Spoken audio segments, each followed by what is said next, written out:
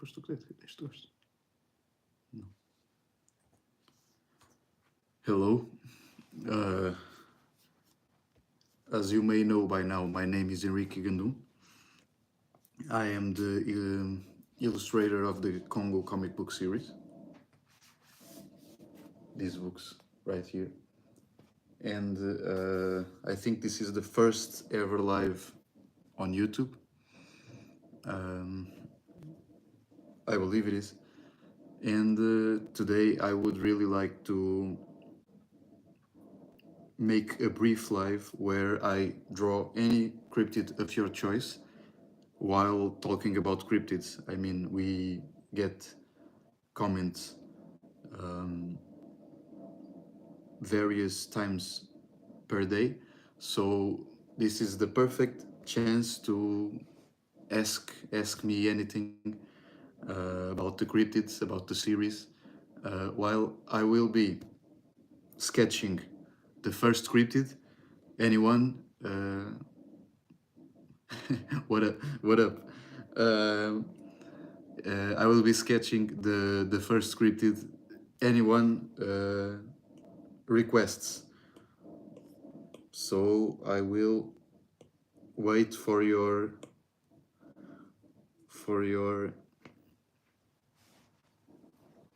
suggestion. Remember, you have the Kazairex, the Neguma Monene, Congo Raptor, Mokelembembe, Melantolka, Jbafofi. Any cryptid will do. Or if you don't know, I will simply start to sketch any cryptid.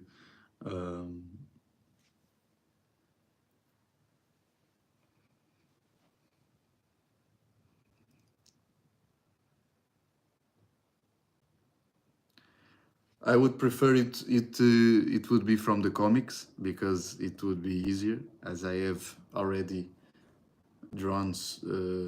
I wouldn't say most of the cryptids, but the more well-known ones.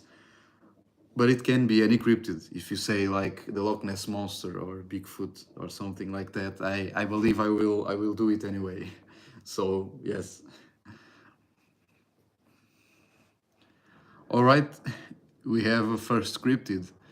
Now, when I was younger, I was really into. Jbafofi will have a very special. How can I say it?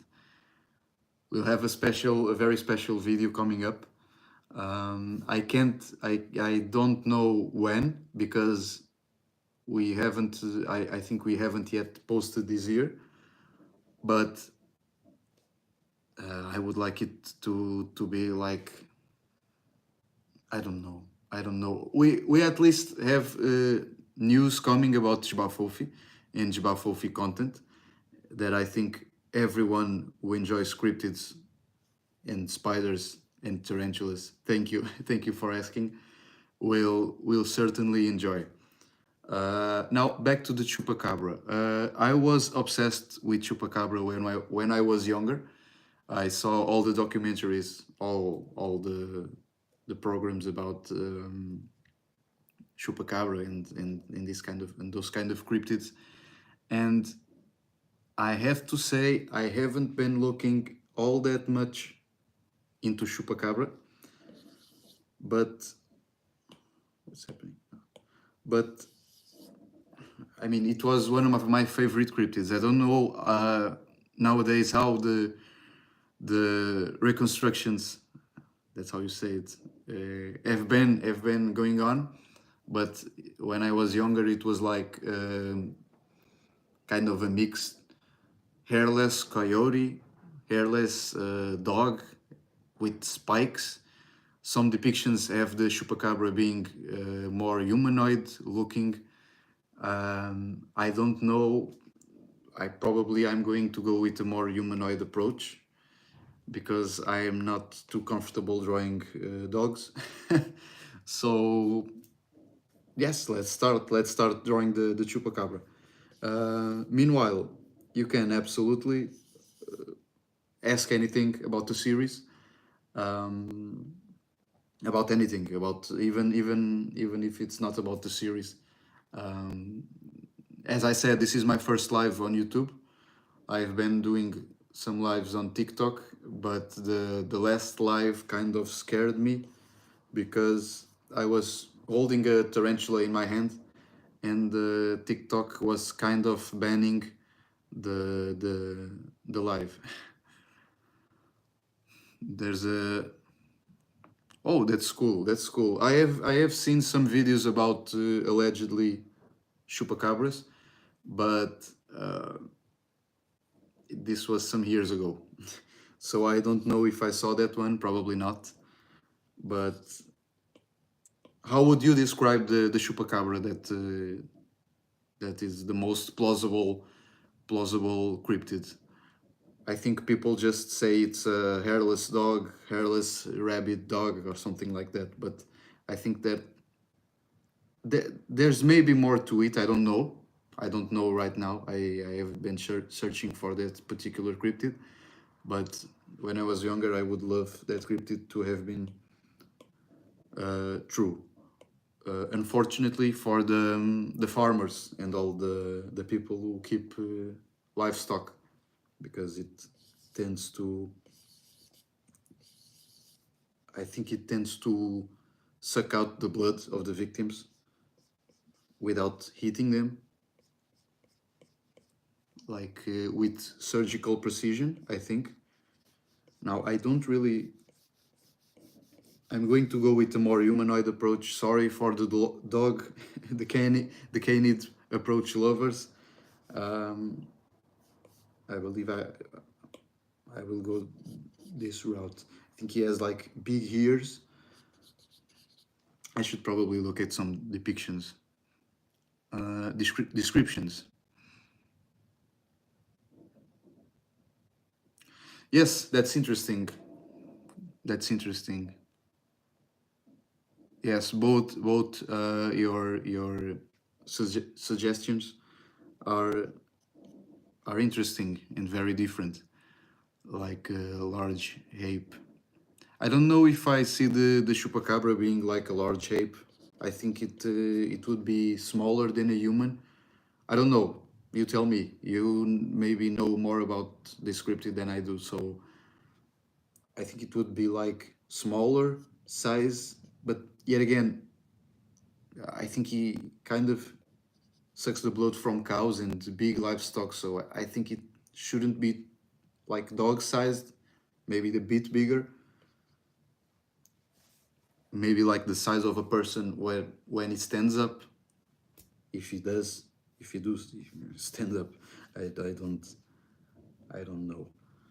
Um, I think I'll make this easier for me. Um, it's better to look at some descriptions. Oh, I see. This one.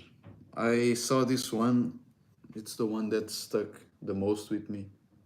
Hey, how are you? This depiction. It's like a bat, like a wingless bat or of some kind. It reminds me of the creatures from Peter Jackson's King Kong, the game. Those flying bats. Yes, it's basically like that, like a hairless dog.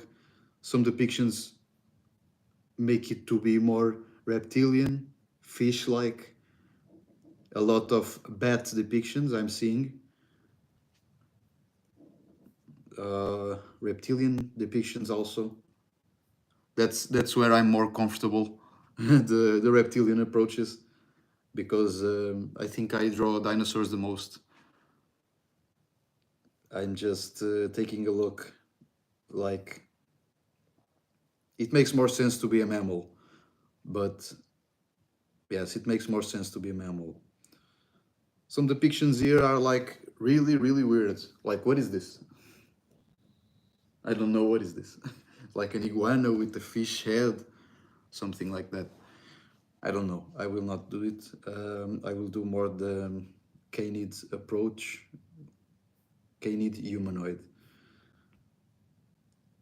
One main thing, it's the spikes on the back.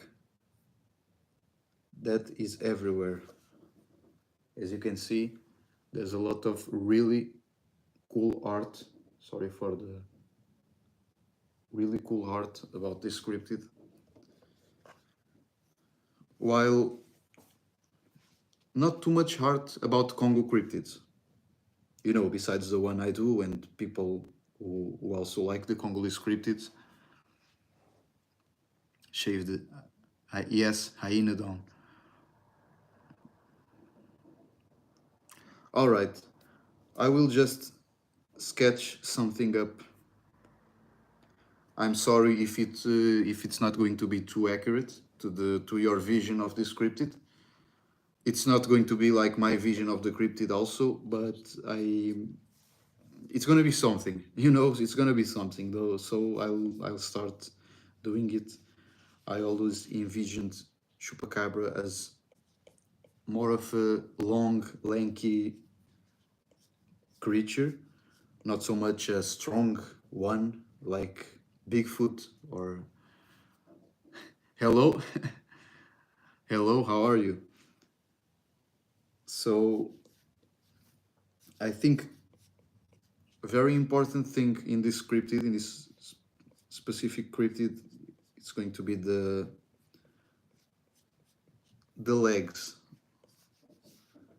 The legs are going to be like more canid in appearance. I don't know if I will hink this later, but for now I'll just sketch it. As for the toes, I don't know if I'm going like the canid approach. I am always repeating myself. Sorry about that. I don't know. How do dog paws look? Man, I should also look at other animals from time to time, not just reptiles and spiders. You know. Because Congo has a lot of mammal cryptids. The Hainedi tiger, it's one of them. It's one of the ones.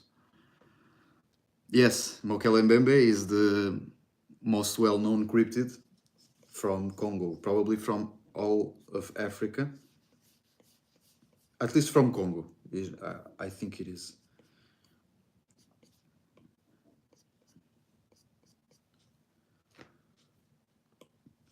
There have been some expeditions, not too much, because the Congo is like some regions of the Congo are quite dangerous.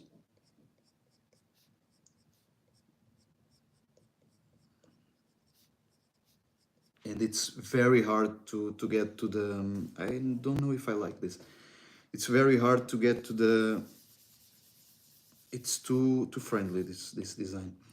It's hard to get to the heart of the jungle, the heart of darkness. So this is a book by Joseph Conrad, and our main inspiration for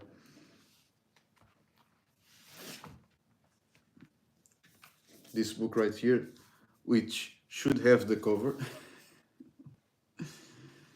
but is Congo Through the Path of Darkness.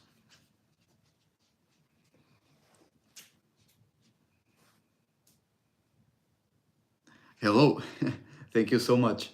I will probably depict other cryptids like the Ogopogo. I think it's pronounced that way, and I'd love to do it. I'm very eager to get out of the more dinosaurian approach.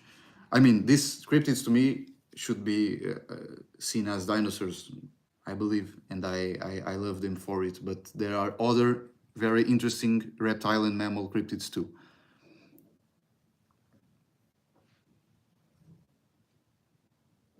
Yes, that could be a very interesting animal to have in the Congolese fauna. I believe there's a series of comics called Kenya. So ours is Congo. There's another series of comics called Kenya, and it's basically the same thing.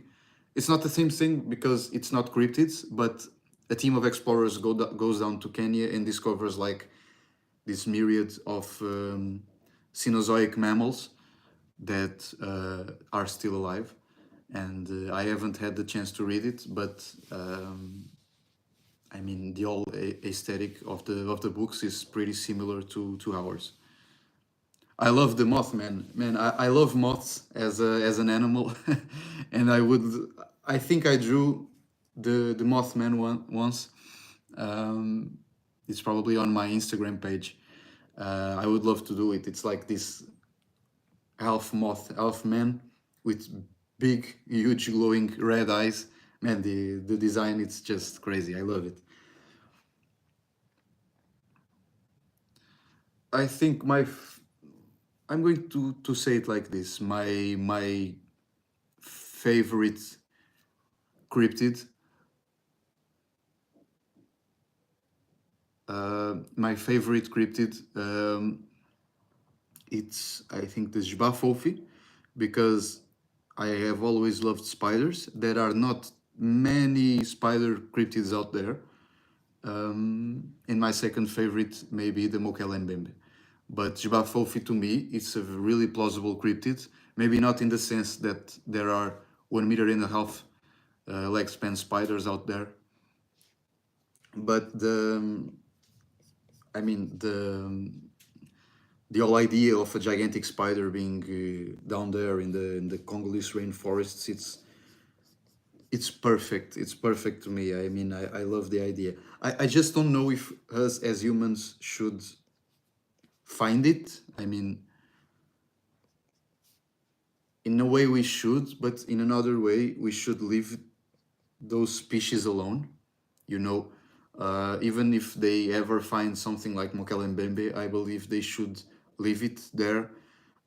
Maybe try to help him a little, but definitely not put him in zoos or some kind of display themed place. Yes, dinosaurs are like probably my favorite animals ever, uh, alongside with spiders. I have always loved spiders since a very, very young age, so Jbafofi is no-brainer for me. Hello, this was a last-minute decision. We have been talking, me and my brother, we have been talking about making a live stream for quite a while now, and today I happen to be here at home with some free time to talk to you all and sketch something for you. And I said, yeah, let's do it. We never did a live before here on YouTube, so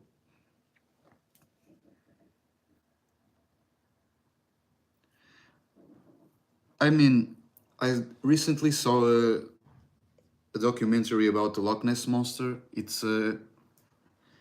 It has a very interesting record for sure, but I think it's easier for people to look at something like Mokelembembe and think that the Mokelembembe scenario is more plausible than the Loch Ness, because Mokelembembe lives down in a place where it's vastly unexplored, while the Loch Ness has been searched from top to bottom, and they haven't really found any concrete evidence besides you have the real cool photo.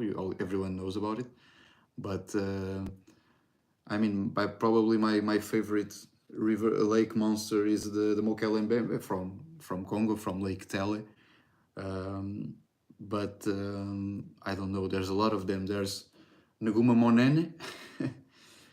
um, and man, there's a really lot of them. There's a lot of them down in America too. Um, I can't like pick one right now. Yes, thank you very much. Thank you very much. Um, yes, the Lost World from the 2001, the BBC Lost World is probably, I will say this, it's probably among my favorite films because it delivers such a powerful message. besides the accurate for the time dinosaurs and creatures. I mean, if you look at Ankylosaurus nowadays, it's not too much different from what they depicted there. So they went the accurate route on that film because it was produced by BBC, and BBC was doing things like, you know, walking with dinosaurs and stuff. So it's natural that film has a special place for me, and it's one of my favorite films. And without spoiling the ending, it's amazing. It's very realistic in a sense of, man, you have to see the film. If someone haven't seen the film yet, the BBC Lost World, it's perfect. It has everything. I really love that film, and it ends on such a beautiful note. What I'm trying to get across here is that that film inspired me mainly. That film in the Lost World from Conan Doyle inspired me to do the Congo series in the first place, because while it's also as this sci-fi. I mean, it's a place undiscovered by the modern people and all that. Uh, this ecosystem, it's trapped on a plateau, and they discover all these creatures. It's like, for me, it's top tier in terms of stories. But again, that's from the Conan Doyle book. I know they changed some things in the film, but yes, I know that cryptid, the Partridge Creek monster, that's generally described being an oversized and feathered ceratosaurus. I think I saw that cryptid as a ceratosaurus being depicted in snow, like a very feathered ceratosaurus in snow. And I love that design. Something about it. I wish there was snow in the Congo so I could make some part of the story in snow. Probably that is very high in the mountain or something like that, but I don't know. The idea of a feathered ceratosaur in the snow, it's amazing. It's like paleo heart level. Well, that's a very interesting question. The creationist view of the Mokelembembe. Well, I can't say I had a creationist education, but when I was younger, I went to the church a lot, and I have had a chance to put both evolutionism and creationism side to side throughout the years, and I don't know, pick the one that makes more sense to me at least. And since a very young age, like 7 years old or even before that, I think I was in my grandparents, and I remember saying, for some reason the creationist theory for me didn't make sense, and I was very young. I was just a child, and the more I tried to go against the creationist idea, the more I leaned into the evolutionist idea. And when I learned more about Darwin and all of that at school, I became very interested in that. I became very interested in evolution. That's a very interesting theme in our books, the speculative evolution of dinosaurs, like Peter Jackson did to V-Rex. It's supposed to be a tyrannosaur evolved in that ecosystem and turned into something other than Tyrannosaurus Rex. And I mean, it, for me at least, it makes sense that things have evolved always. And if there were to be a sauropod down there in the Congo, it would have to have faced so many changes at so many levels that I believe it makes more sense to go on that, to have that approach. I mean, many cryptozoologists have the creationist approach when they are searching for the Mokelembembe. Don't get me wrong, and that's also valid. That's just not how I search for these animals or research for these animals. I prefer the more, I don't like to say this word, but the more scientific approach. It's this okay to say, but I mean, creationism is it's a thing also. I mean, I'm not going to hark too much. You do you, you know. So if someone has more, I have some friends that have creationist ideas, and when I'm talking about like my geckos or something like that, they say they don't believe geckos evolved from this and that, and I mean, sometimes it can be hard to talk to those people that have those beliefs, because uh, I think they're not my beliefs, but I'm not judging them also, because I mean, that's your belief. You have all the right to believe all around us was created, and all that. That's just not how I see things, but I respect your point of view. And as I said, many cryptozoologists are creationists, and I think that's okay. It's cool to have someone looking for these animals, you know, whether it be an evolutionist or a creationist. As long as someone is looking for them, that's the interesting part. Even if it's a outright fake cryptid, um, it's interesting to be searching for them. Might be evolved from a tyrannosaur and evolved the horn. Yes, tyrannosaurs in the 90s were also very depicted with these nasal crests. You have the Jurassic Park one as these nasal crests. And our Kazairex, it's an abelisaur, but also has very prominent nasal crests. So what I'm trying to say is, it's not impossible for a tyrannosaur to develop those kind of ornaments in its head, or in the snout.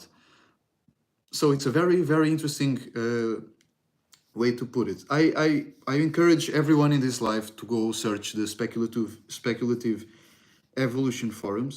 You have the speculative evolution of tyrannosaurs, saying that they wouldn't have got much bigger or even bigger than Tyrannosaurus rex, but they would have adapted to more extreme climates. Like you would have Tyrannosaurus rex in the snow. I think they call it like the saber-toothed tyrant. It's like a Tyrannosaurus rex with some big, big teeth, and it's a very cool design. It's very, very amazing.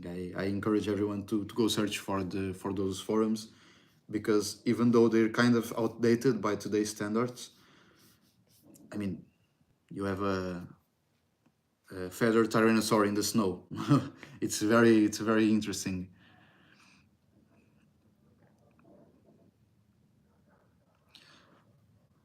Well, other works that have inspired me in my creativity, I would absolutely say some of it's kind of hard to say everything was a book. Some things were films. You know, Conan Doyle didn't inspire the story. The story wasn't in Africa; was actually in the South America. But you know, you have Heart of Darkness. You have many other. You have many other series of films. There are films like the Zulu War, which is this film where there are no cryptids, nothing like that. It's not even in Central Africa, I believe, but it's the British military fighting against the Zulus, and it's a very, very old film, like I think probably 60s or 70s at most. And they're like all the film. It's all in a small village. They're trying to build, and they're fighting the natives, which fought others like them before. And the film, it's really interesting. I think that film inspired me a lot for the human characters.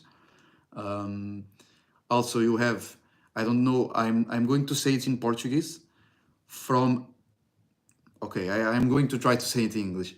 From Angola to Contra Costa. De Angola a Contra Costa. It's the Portuguese title, which is the expedition by Hermenegildo Capello and Robert Ivans. It tells the tale of two explorers, two very famous Portuguese explorers, crossing from Angola to Mozambique. They have a very prominent scene in the scene. I think this happened real. It's not a scene. It really happened in the Congo River. They tried to cross the Congo River and they couldn't. And even though they weren't like the major faucet from the very well-known explorations in South America, where he describes meeting these huge anacondas and these simian, big simian creatures in his adventures. These explorers didn't quite go in that route. They mostly depicted like normal animals like elephants and such, and they drew them very well. I had the chance to look at them, and well, you also have The Vampires by Philippe Melo, which is also a comic book. All these works I'm saying are mostly based in Central Africa, or at least South Africa, like near Central Africa. You have The Vampires by Philippe Melo, which is another book I love. It really inspired us. Although, again, it has really no cryptids. So the dinosaurian part really came from the Lost World, Conan Doyle's Lost World. The cryptid part really came from, I don't know, my imagination.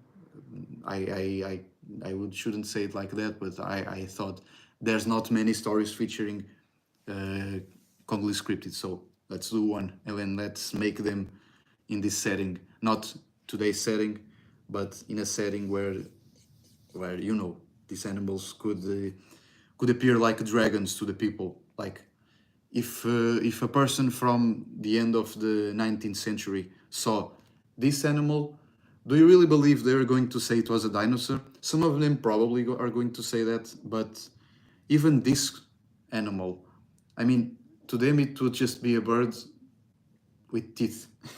So I find that epoch that era in exploration very interesting, because things were being found, dinosaurs were being found, and people didn't know a whole lot about them like we do today, or at least we think we do. But this is only the beginning, for sure. We are going to witness many amazing discoveries soon. Sorry for the long response. Yes, Tyrannosaurs mainly inhabited the North Hemisphere, and the Belosaurs inhabited the South Hemisphere. I believe if these two were to cross paths, they probably wouldn't even fight, because Tyrannosaurs would likely win every time. But maybe Tyrannosaurs are more adapted to slightly colder climates. I don't know. I don't know what really happened there, but Tyrannosaurus macraensis was I think it was described a little more south than Tyrannosaurus rex, which is cool. We're always learning. Yes, Rugops as a belosaur. I have here the model for Acritionatosaurus. It's an abelisaur. It's not accurate, but it's accurate to our Kasai rex. Not in color standards, but in format, it's almost 100% accurate to our Kasai rex. I'm going to leave it here. Rugops was a slightly smaller abelisaur, but was not a small abelisaur by all means. I think it lived at the same time as the Spinosaurus, and they may have competed, may have not. I don't know. What do we know nowadays about Spinosaurus? Maybe next week we will learn something that will change our understanding of this animal forever. So Spinosaurus, maybe for that, is probably one of my favorite, if not my favorite dinosaur of all time. Shinanisaurus, yes. I don't know how you say it in English, probably Kinanisaurus.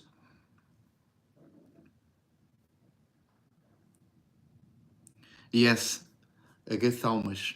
I don't know if if I said it correctly, but the first Lost World was very different from us today's understanding of the animals for sure. But the idea is there, and it's in my opinion it's the Lost World from Conan Doyle. It's probably my top two or maybe my top one favorite story of all time. That's why I did the Congo in the first place.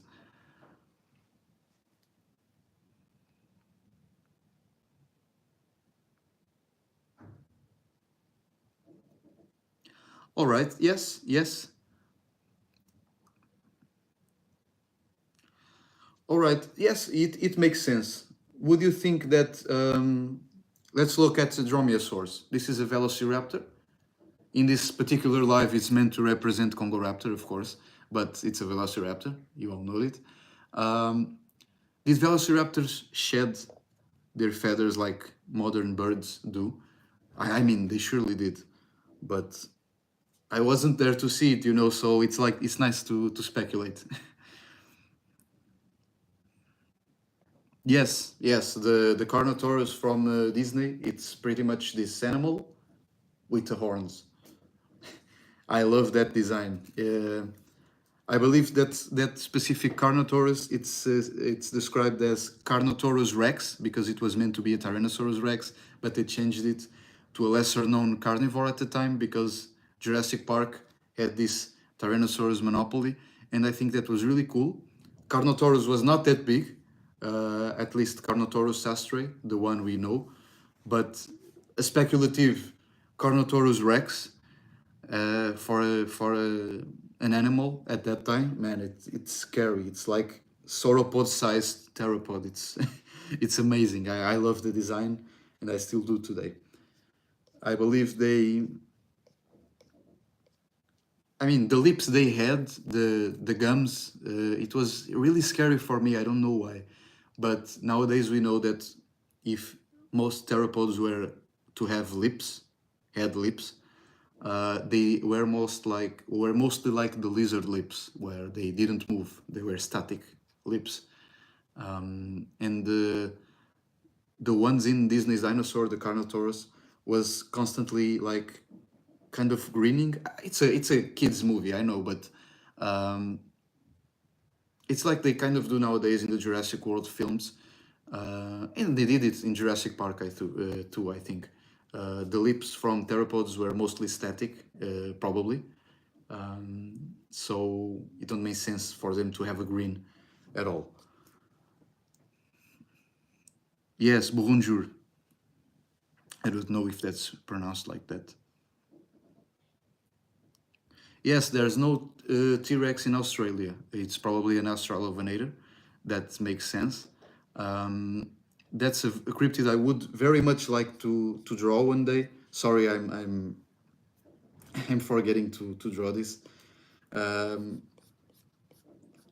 I would like to also feature cryptids from all around the world, but now I'm focusing on cryptids from the Congo. I mean, right now it's a cryptid from America. So, but mainly in the story in our YouTube channel, it's cryptids from the Congo, because we haven't even. I mean, we have scratched the surface, but there's Mahamba, there's Muhuru, there's Mbielo, or Mbielo times three. There's the Katanga snake or Congo snake. There's NAD tiger. There's a lot of cryptids we didn't yet had a chance to make really. So it would be cool. It would be cool to feature those cryptids in the future, and they will be featured. I guarantee that. Um, so I am doing Chupacabra. For those who don't know, it was the first request I got in the live, and I will probably post it on the YouTube community when I end it. Will it be just a sketch, just a sketch, nothing too much. I will go a bit crazy with this sketch because I'm thinking like something of a suction cup with teeth, you know. Yes, I know that book. I know that book, and I really love it. I think it's the one I'm thinking of. It's the one where the where in the cover you have like I think are protoceratops in the trees and tyrannosaurus sleeping. If it's that one, I know the book and I've seen the artwork. It's amazing. But it's if it's the other way, the other one of speculative evolution dinosaurs, yes. If it's that one, I have seen it all online.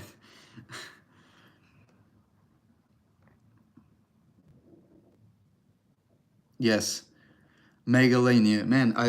I love Megalania. Sometimes I just stop everything I'm doing and I'm going to search for Megalania in Google because I love seeing a gigantic Komodo dragon. Um, the aesthetic is perfect. I love reptiles besides dinosaurs. Dinosaurs are reptiles, birds are reptiles. But I love also lizard reptiles.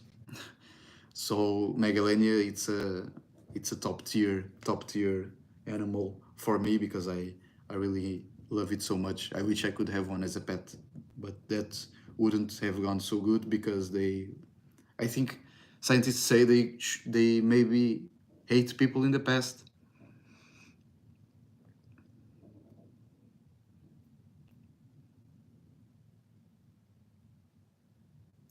Okay. Hey, Sam. Okay, it's very interesting. I love hearing from you. I love hearing from you all your ideas for the animals, for the cryptids in general. Yes, its design is in Age of Big Cats. Okay, okay. I'm going to have to search for it because I'm not very good with mammals. I'm more of a arthropod and reptile guy. But I have to portray the Hannity tiger correctly, and I will do that. So thank you very much. I think so. Don't look at my Chupacabra; it's nothing like that. But I don't know if you Silophysis. Yes, yes. I would love to had something like Archaeopteryx, at least a smaller dinosaur. But I think like the Congo raptor. This is a Velociraptor, by the way. Also fits that. I don't know. We may show you some images from our upcoming book, so you can see that. Um, so, do you know the cryptid the Mapinguari from Brazil? It's very obviously a giant sloth. You you have to search for it because it's Mapinguari. Mapinguari. It's a very um, well-known cryptid worldwide, and it's one of the most plausible ones because ancient tribes in Brazil talked and still talk about a very huge animal with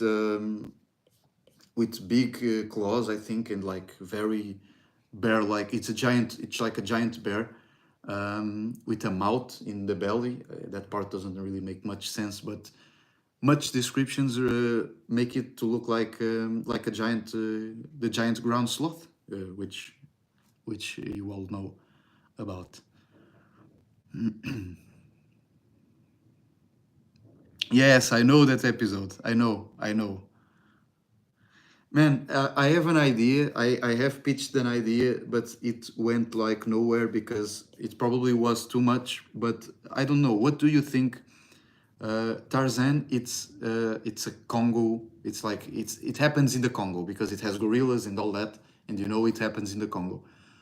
Even the films and the series say it's in the Congo. Um, so how cool would it be if in our Congolese series and our Congo series, someone at least spoke about a man living with the apes? I mean, it would be very small thing, and we have to see the legal issues involved in that. But it would be very cool to have a mention of Tarzan. I would love that, and I love that episode of the Hollow Earth where Tarzan goes down and there's like velociraptors, tyrannosaurs. it's a very, very amazing episode. I remember that from my childhood. I absolutely loved it. Sorry, I will try to be faster with my Chupacabra. uh, Let me get back to your comments right away. Man, this looks like a fish or something like that. This is by no means accurate. By no means. So don't be mad at me. I don't know what is this. I don't know what I'm doing. These are supposed to be like suction cups, and the inside of the mouth should be dark, and there should be like something like this.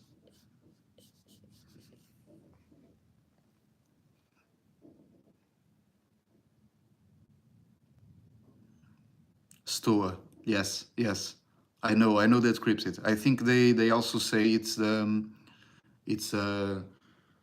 how do you say it? It's a giant bird. I don't know. I don't know if it's that one.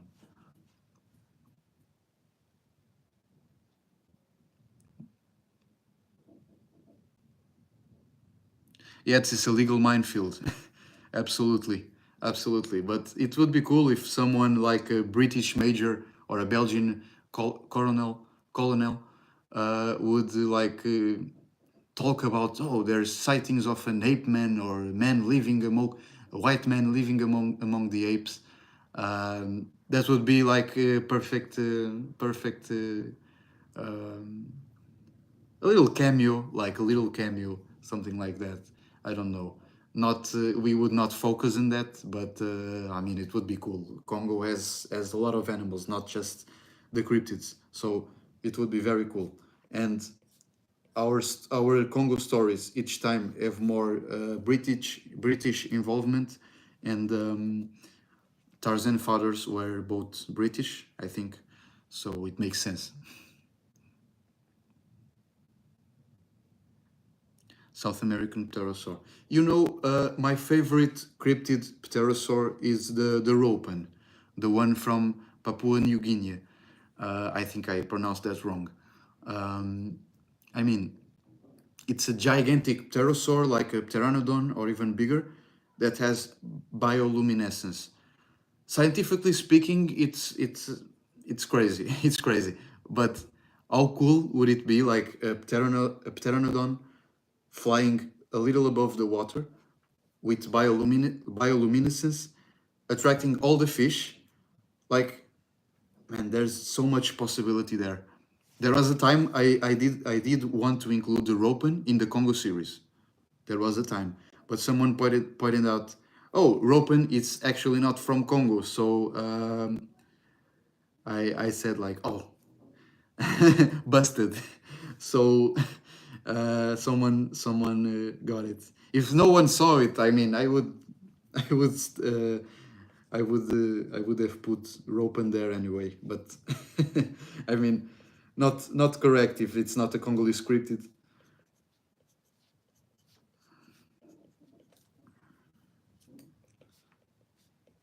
It's looking like very kind of Stranger Things mixed with some A's horror film. I don't know how this is turning out. I only know I will try to be faster because I have to end this live soon to keep on doing my Congo stuff. You all know. Yes, do you think I could still had the Ropen in? I mean, I had this cool design of a gigantic pteranodon with bioluminescence, and it was all black or dark brown in color.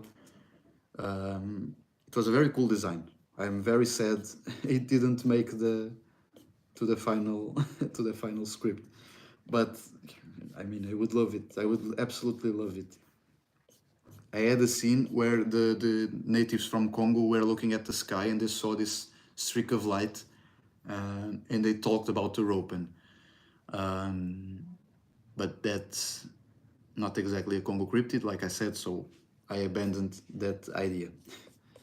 But let me know if you wouldn't mind seeing something like that in the future. I mean, I want to be accurate to the Congolese cryptids, but there can be some exceptions if people like it. Hello, Jason. Hello, Jason. How are you? And thank you very much for being a fan. So that's basically it. I don't know what I'm drawing at this point. It's a very, very crazy cryptid. It's a Chupacabra. I said it in the beginning for the ones arriving now at this live. It's kind of punk now.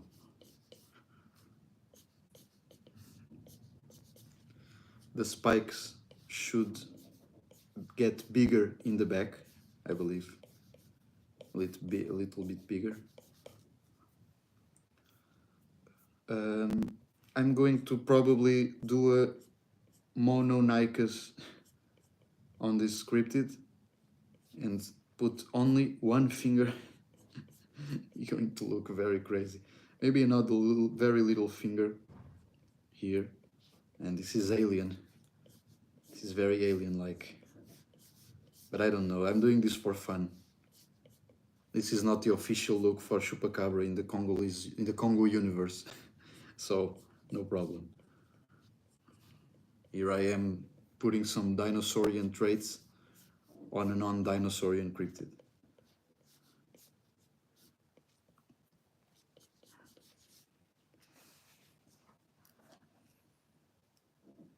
Oh, okay. Very nice. Very nice.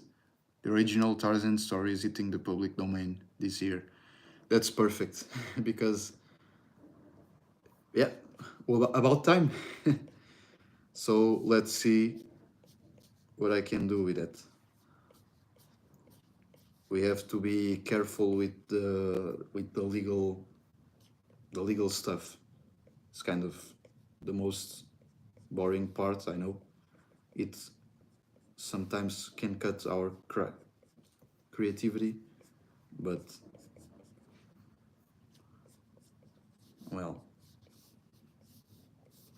just a small, very small tail doing like this. It could be like this.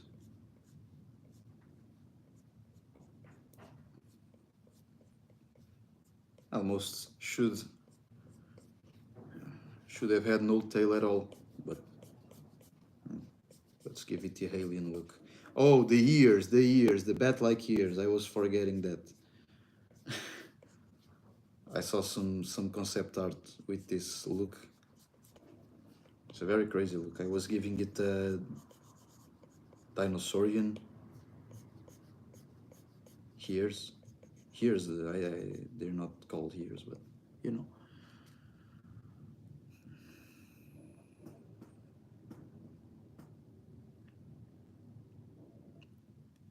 Yeah, the series is going very good. I wish I had the time to draw more, but you know, my normal work and studies have been keeping me very busy. This is the second volume, by the way.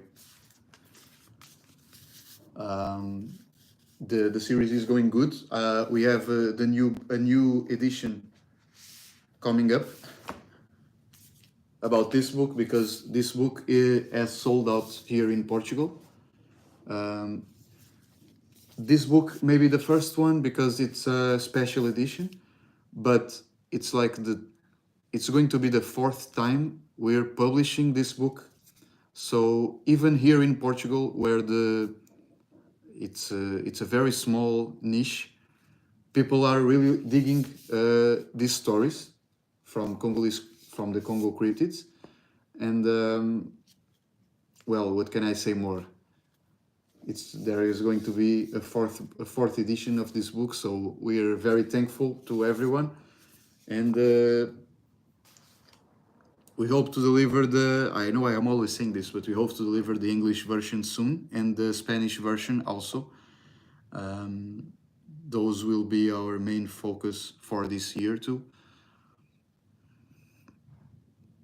Oi. So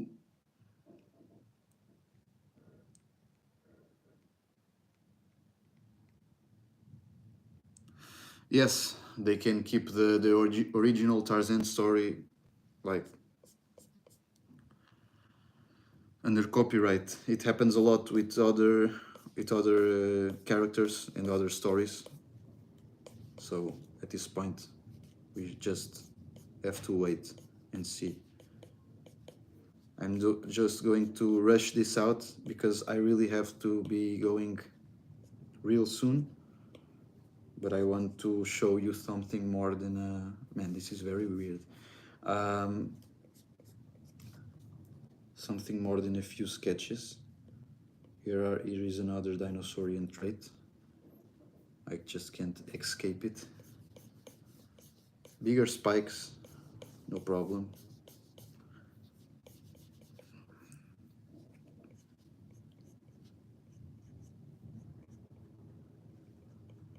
Sorry if I'm not looking. Right now it could be, there could be like animal bones here.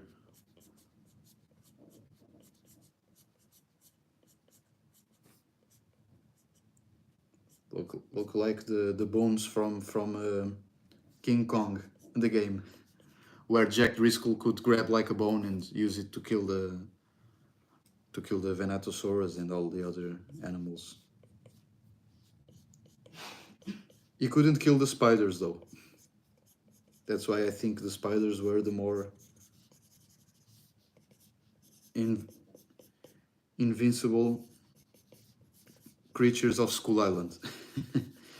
Because neither Kong nor Jack Driscoll could kill the spiders in the game. But Kong could kill like the Statosaurus Rexes and all of that. I mean,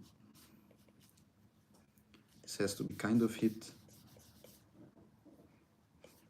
I will probably just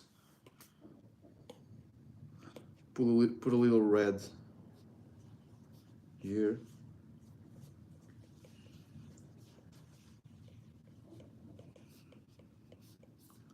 In the claws. I mean, it's Chupacabra. It's out there sucking the lives out of cows and livestock. So it's very associated with blood.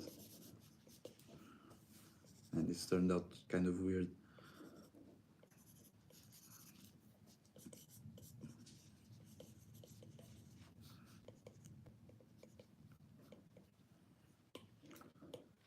Just some shadows.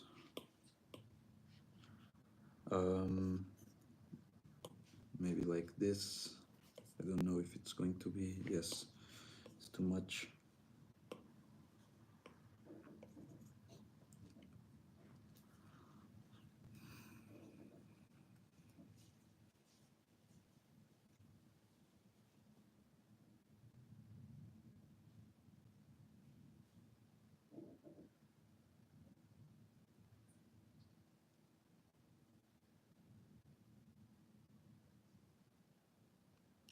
Oh,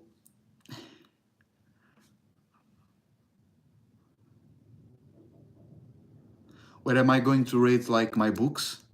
Currently, the first book is rated like I think PG-13 or something like that. But the second book, we had some problems with the second book because of scenes like I can show you.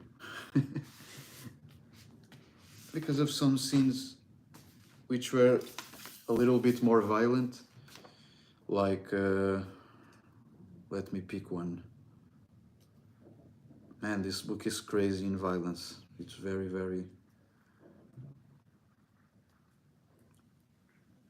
But the real Congo is even worse. So I will show you here the sequence. Kind of gross. You see, like, the character is like very slowly cutting the leg of its friend. And scenes like this made it to be like 16 plus. I believe that was the rating. Let me see other scenes. This doesn't really count as very dramatic.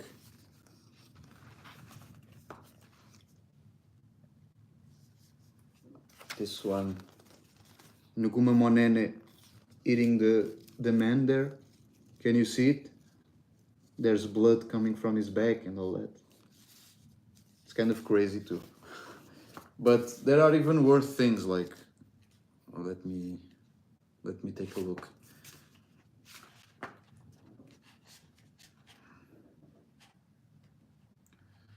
There are some fights. There are some very damaged corpses, but now everyone looks. Everyone knows The Walking Dead, and this is basically what they have there, like corpses, gross corpses. So that's not pretty much that violent. We have a man being crushed. Oh, we have some also erotic scenes, just one, actually. And maybe that's also what I was trying to see. One scene here. No, this is not very gross. Not particularly gross. The Kazai just stumps this man right here. Can you see it?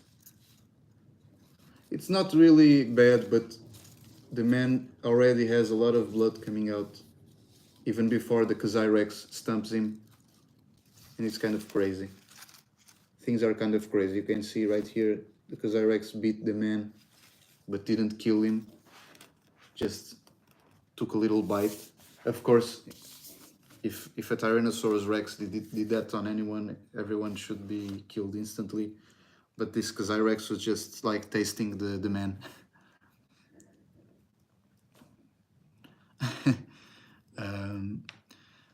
My target audience have been like people much older than me, like 50 plus. That wasn't my target audience in the beginning. I wanted to do it for like maybe PG-13, but I mean it could be also R-rated. Our third volume will be absolutely R-rated in some scenes, but I mean, we all play games and we all see violent films, and that's not. I mean, that's not the issue. If I was a kid, when I was a kid, I loved seeing very gory comic books. So I believe even an 8-year-old is going to love this. The 8-year-old me was surely going to love this. So I don't know. That's if the parents are strictly educating their kids. I don't know. Here in Portugal, people don't care about that very much, actually. So yes, there's not too much problem with the ratings. Maybe just online when we are doing the ebooks and stuff, we have more problems like that. But anyone can read it. Anyone can read it. But now mostly people over the age of 50 are reading it more. We use no animatronics here. Thank you very much. Thank you very much for thinking they're interesting. I'm just finishing up my Chupacabra. It's kind of a crazy Chupacabra. Let me just a sketch, nothing fancy. I mean, I like I really like series and comic books like The Walking Dead, and I like some very gory stuff. But when it's too much, I mean, it doesn't have to just be about gore, but if it has gore, like the animal world has gore everywhere. People are just shocked by it, but that's life. I mean, animals eat each other. That's how they survive. Dinosaurs weren't any different. So why not have gore in the comic books? I mean, if there were to be an adaptation of our comics, I don't know if it would be gory or not, but would probably be. It would probably be gory. But in the books, it's quite different, you know. It's like it's about art, it's about images, and it's quite different. So I can't really compare films and books and comic books because they're two different things.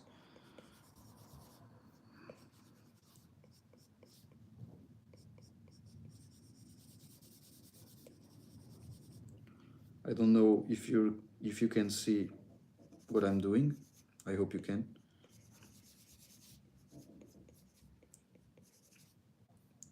Sorry for not promoting this live, like saying before I started it. But it's just a test. We may do more like this in the future.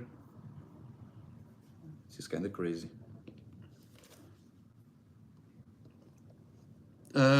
Probably not. Amelia, this book right here, I think it works well as a standalone comic book, but I think there's not going to be like Amelia 2. No, that's the thing that's not going to exist. But we also have some very interesting scenes in this book. Very, very interesting scenes. Let me take a look at them. Man, this is wild. We have this scene where one of the characters just murders. Let me. Like this. He grabs a young Belgian soldier and just throws him in the fire while he's alive. These are all things that were really done back in the day. So when it comes to these parts, without the cryptids, we're not making any stuff up other than the characters themselves. So there's not probably going to be Amelia 2. Yes, that should have hurt a lot.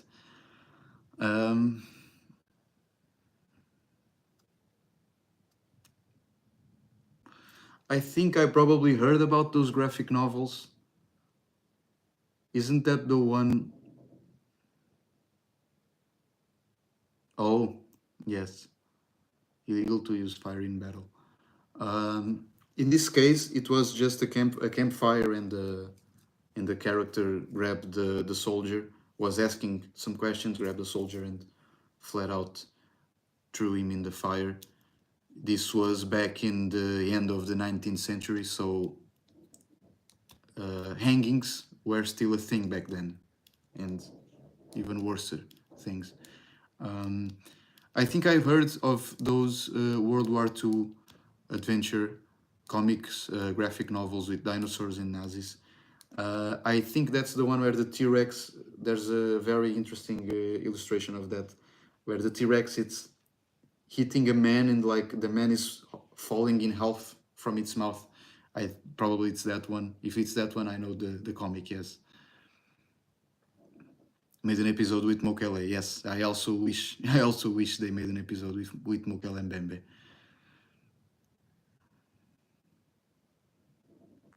Okay, very interesting. Thanks for telling us. I mean, the scramble for Africa is a period where we are mostly depicting our stuff, and was a very, very dark period in history, and maybe next time I will. So as I was saying, I don't know, I have never been in the army or anything like that, but I surely, how can I say it? I surely I surely know a thing or two about how the army worked back then. Um, and I mean, battles and wars are always terrific, and many war crimes are obviously committed.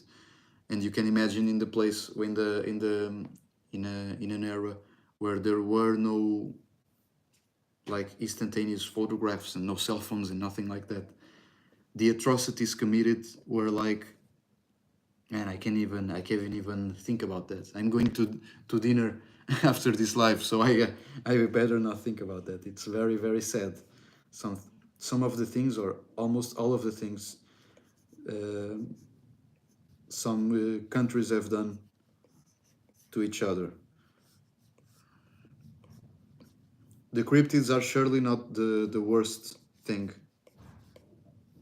for humans on our stories. Like, far from the worst thing. They're probably the best thing, if anything.